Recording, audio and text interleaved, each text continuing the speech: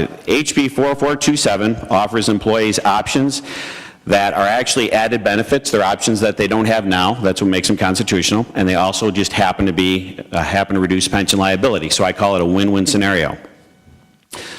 Because this option allows the employees to keep the exact plan they have, and it's not a choice done under duress, it's certainly constitutional. Now this is where it gets a little bit more complicated on the liabilities side. You know, we talk about our liabilities as a big number, but a lot of people don't understand how we get that number. Our liabilities are made up of everybody's individual net present value.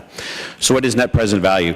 Net present value of a retiree is the amount of money that would need to be in a bank account earning interest to take care of that person for the rest of their life.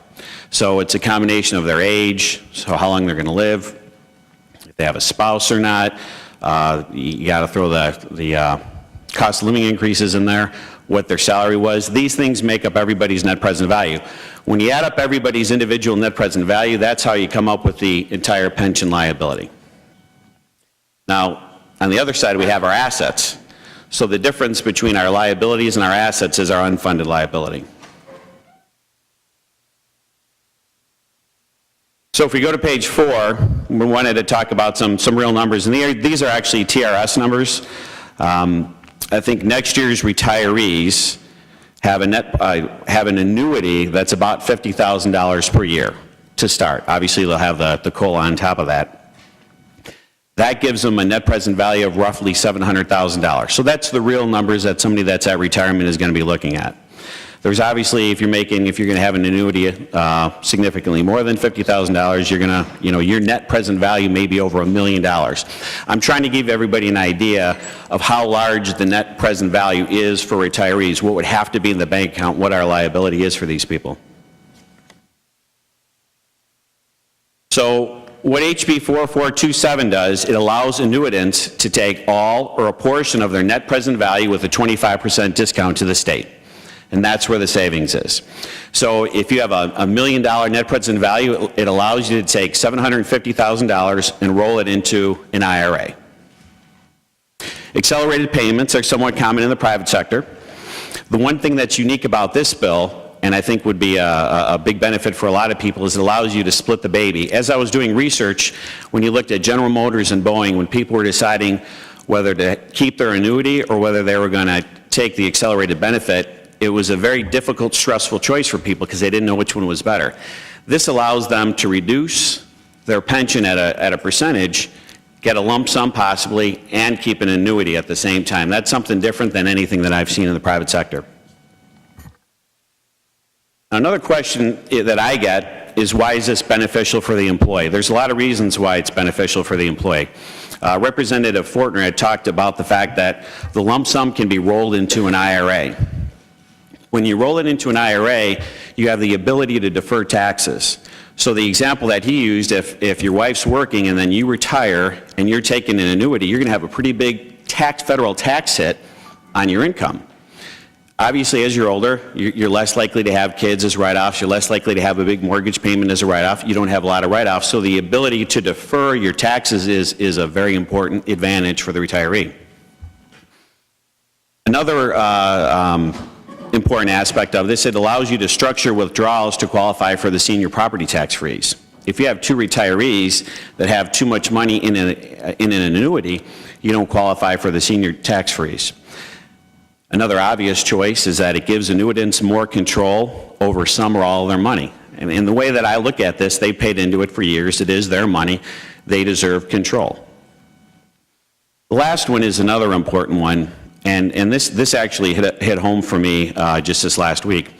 You can't will a pension, but you can will an IRA. You know, I had somebody in town, a firefighter, who passed away in his 50s. Pension's gone. He doesn't have an asset that he can will to the next generation. So this gives annuitants the ability to put some money away. And like I said before, it could be a portion of it. It allows them to put money away so they can have a willable asset to the next generation. Page 7, I think this is an important one too.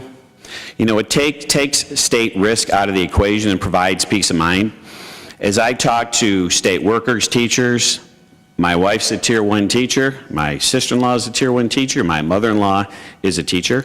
I have, I've had people reach out to me since I submitted both my proposal for hearings and then this bill.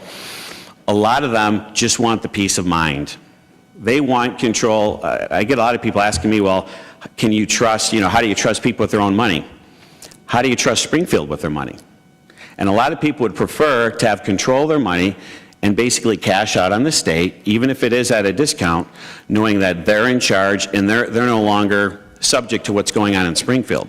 We also have to remember, as a retiree, there's a constitutional convention, opportunity for a constitutional convention every 20 years. So we know the Constitution protects pensions, as I believe it should. However, that ultimately isn't our decision, and it's ultimately not the state workers' decision. Every 20 years, that goes to the ballot box, and the Constitution can be changed. So there's pension plans that have gone bankrupt. There's a lot of people that would just like to take the risk off the table. So the next section is, why is it beneficial for the state? Number one, it's clearly constitutional. Number two, the state will see a 25% reduction in liability for every accelerated benefit dollar. Number three, there is significant risk removal, lowering, and this is where I wish I didn't lose my pencil here. You have the liability side and you have the asset side of the ledger. It's actually safer to lower the liability side of the ledger than to increase the asset side of the ledger. And the question is why? Well, if you look at the extremes, if we had zero assets and zero liabilities, it wouldn't be an issue. If you had 200 million in assets and 200 million in liabilities, your liability can change. Life expectancy is changing. Every time we have a down market, that changes your liability. If we were not making the return that we're expected in the market, we've already lowered that expected rate of return before. So part of the idea with this plan is to work on lowering the liability side instead of increasing the asset side. In essence, what it does is when you're entering in this plan, you're taking risk for the state off the books. So page 8, there's some frequent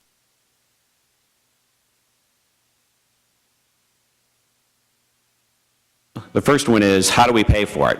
I believe next year's net present value, if you use TRS numbers and kind of extrapolate out, is in the $6 billion-ish range for rough numbers. So we do have, in essence, the money that we're putting annually towards pension, we do have the cash flow to pay for it. But I will come back with another cash flow option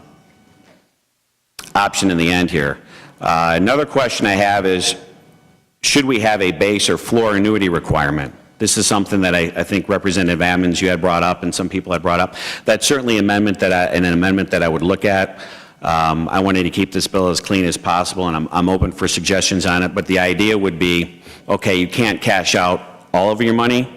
You have to keep a certain amount of money. Maybe that's tied to Social Security. But we do have to realize that a lot of people have other annuity options. A lot of people work where they have a Social Security floor already. So I would want it to be a combined floor, but I'm certainly good with the idea of having some sort of floor for the plan. Can it be expanded? I think there's a lot of ways that you can expand this. You can expand it to buy out COLAs. You can expand it to buy out people from Tier 1 to Tier 2.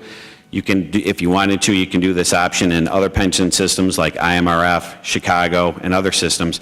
Really, the limitation is cash flow. And this is where I want to talk about the cash flow part. And this was hit earlier by Representative Fortner as well. A lot of people, I've brought up the idea of bonding to cover this and bonding to help the pension plans. And a lot of people will come back and say, well, you're going to get a mailer sent out against you because you're adding debt onto the state. Here's the deal. We owe the money. We owe the money. And when we borrowed that money from the pension system, we borrowed it at 8% interest. Actually, the governor talked about that in his budget address. That money being missed every year, so disappointing, I lost that pen. So if you have $100 billion that you're supposed to have in the pension system, and it's supposed to have a 7.25 or 7.5% return, next year that money is supposed to be, oh, it's a dry erase marker, but thank you. Next year that money is supposed to be $107.5 billion. In essence, the money that we borrowed years ago from the pension system, we're paying 7.5% interest on.